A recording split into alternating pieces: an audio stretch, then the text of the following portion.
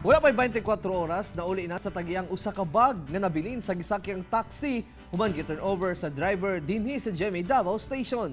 Ano ang report ni R. Gil Relator? Gi-turn over sa taxi driver nga si Rolly Vic Maurilio sa GMA Davao Station ang usa ka bag nga nahibilin sa iyang pasahero sa nilabayng hapon. Wala matud pa kabantay ang driver nga nahibili na di ay sa pasahero ang bag sa backseat. Maayo na lang kay dunay nagsunod nga pasahero nga nakabantay. Sanglit, wala na niya makita ang pasaherong nakabilin sa bag. Sa GMA na lang niya kini gi-turn over sa tinguha nga mas daling maklaim sa tag-iya.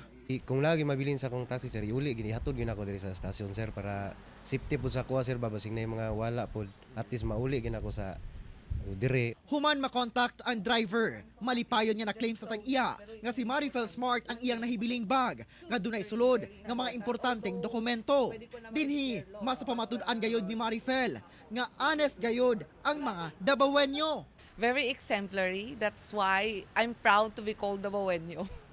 Because people here are honest, actually, especially the taxi drivers. Unta, pamarisan pa sa uban ang gihimo sa certified honest taxi driver nga si Rolly Vic Maurilio. Saludo kami kanimo, kapuso. Kauban si Jojo Solarte sa kamera. Ako si R. Gil Relator para sa One Mindanao.